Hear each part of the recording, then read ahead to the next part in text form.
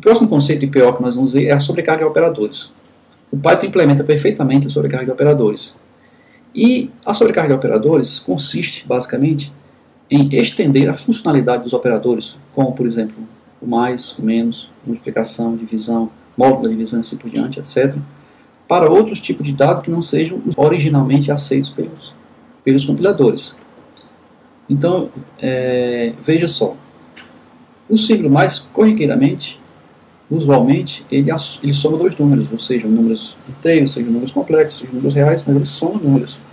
E se eu quiser somar strings, ele concatena strings. Então, para strings, ele tem uma função diferente. Agora, se eu quiser somar algo que nem seja número e nem seja string, seja um objeto de uma classe X ou Y, Z, por exemplo, aí eu vou ter que criar uma nova forma de atuar para o operador mais. E da mesma forma para o operador menos. Então, nós temos aqui uma definição de uma classe que nós vamos chamar de racional. O objetivo dessa classe é exatamente permitir que se trabalhe com números racionais, com números fracionários. Okay? Bom, a classe racional possui um construtor que recebe o parâmetro default self, recebe um divisor e um dividendo. O que é isso? Todo número racional é composto de um divisor e um dividendo, a parte superior da fração, a parte inferior da fração. Bom, ele recebe esses dois argumentos e atribui a uma variável self.divisor, ele cria uma variável self.divisor, o valor que ele recebeu para divisor, ele cria uma variável dividendo pertencente à classe e atribui a ela o valor dividendo. Bom, isso é o construtor da classe racional. Então, sempre que ele for criar um racional, ele passa para ela pelo menos dois argumentos. O outro argumento é padrão. Ele passa os dois argumentos, que é exatamente do divisor e do dividendo. Bom, o outro método que pertence à classe, que nós vamos utilizar aqui, é o método duplo underline, str duplo underline. Recebendo também o self, todo argumento, toda função pertencendo a uma classe recebe pelo menos o argumento self. Bom, essa função string, str, ela tem uma característica especial, que é a função que é chamada sempre que eu mando imprimir, por exemplo, um objeto dessa classe. Então, se eu mandar imprimir um objeto da classe racional, o objeto vai chamar automaticamente essa função para configurar como é que esse objeto deve ser impresso. Então, como é que eu vou obter uma string de um objeto racional? Simplesmente chamando essa função aqui, strself. Isso ele faz automático para a gente. Então, qual é a string que mostra um objeto da classe racional, que expõe o objeto da classe racional? É fácil. Pega o divisor, que foi construído aqui, transforma ele em string, essa função a gente já conhece, nós já usamos outras vezes nos nossos textos. É uma função que converte dados em strings. Concatena com essa string aqui a barra de divisão, concatena com a string do dividendo. Então, é simplesmente imprimir um racional, significa imprimir o divisor barra dividendo, imprimir uma fração, na realidade.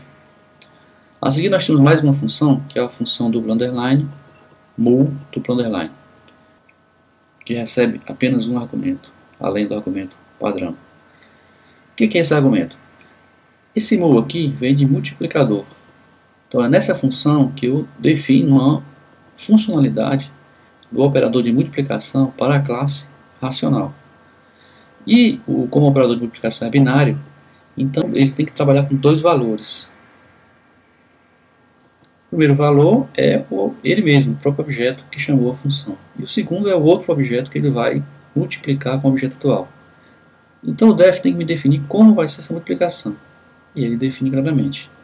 Então ele vai recalcular o valor do divisor. É como se você tivesse chamado esse objeto, passando para ele um outro objeto com o qual você vai multiplicar. Aí é muito fácil. A multiplicação de frações, de números racionais, é só multiplicar os numeradores, que são divisores, o divisor dele vezes o divisor do outro, multiplicar os dividendos, dividendo dele vezes o dividendo do outro, e retornar o valor que foi criado agora, retornar um número racional que vai ser criado com o dividor e o dividendo. Então, qual seria o uso da nossa classe racional? a nossa classe racional seria utilizada da seguinte forma. Eu crio um objeto A da classe racional passando dois argumentos, o dividendo e o divisor. Em seguida, eu crio outro objeto qualquer também da classe racional, passando também dois argumentos. Um é o objeto A, o segundo é o objeto B. Então, se eu fizer C igual a vezes B, o que vai acontecer? Ele vai chamar, isso aqui implica numa chamada ao objeto A, passando para ele o argumento B e executando a operação produto. O resultado disso aqui será criado um novo objeto da classe racional, como vocês viram, o return do método multiplicate da classe racional retorna um objeto que é o produto disso aqui. Isso aqui é passado para o objeto C. Então, ele imprime C. Muito simples, muito fácil. Vamos ver aqui nosso programa 46 na prática. Então, nós temos aqui nosso programa 46. Está aqui ele digitado com a classe racional, com seus métodos definidos, o método init, o método str e o método multi. E está aqui o fim da classe. No fim da classe nós criamos o objeto racional A, o objeto racional B e o objeto C, que é o produto de A e B. Imprimimos o objeto racional A, imprimimos o objeto B, imprimimos o objeto C. Então vamos executar.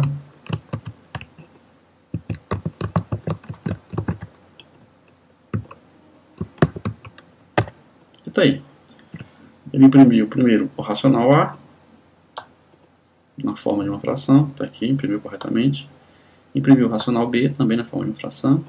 E imprimiu o racional C, que é o produto de A e B, também na forma de uma fração. Então, toda manipulação que essa classe fizer, ela fará sempre na forma de fração. Você aprendeu a sobrecarregar o operador de multiplicação. Mas você pode utilizar a mesma técnica para sobrecarregar os operadores de adição, subtração, divisão, resto da divisão, identidade negativa, absoluto, etc. Para maiores informações, você vê a documentação oficial do Python, a relação de todos os operadores, e quais deles você pode, como você pode sobrecarregá-los. Uma outra técnica usada em programação orientada a objetos é a composição e a agregação. Então você pode no Python também, caso haja necessidade da parte do problema que você está resolvendo, você pode compor classes umas dentro das outras, de forma a criar também, consequentemente, uma composição de objetos. Então você pode definir uma classe e os seus atributos normais, e dentro da classe você definir uma outra classe com os atributos normais dela. Então assim você faria uma composição. A agregação seria uma forma mais simples. Você simplesmente cria uma referência para um objeto dentro de uma classe. Então você cria uma referência para outro objeto. Se você destruir a classe, o objeto continua existindo, embora se você não tiver cuidado, você pode perder o acesso a ele. Então seria bom que você, numa relação de agregação, você construísse uma referência externa para o objeto em outro lugar, para que quando você destruísse a classe, você não perdesse também a referência ao objeto. E agora um exercício de fixação para você. Diante do que você aprendeu com programação orientada a objetos, crie uma classe chamada ordenador, por exemplo, ou outro nome que você queira, que tem os atributos básicos de uma tarefa de ordenamento. A seguir você cria as classes filhas, que implementam os diversos métodos de ordenamento. Por exemplo, uma classe filha para o shell sort, uma para o quick sort, outra para o mesh sort. Fica ao seu critério. Faz esse exercício e aí você vai ao mesmo tempo fixar os conhecimentos de programação orientada a objetos agora com os de ordenamento que você já viu na aula anterior.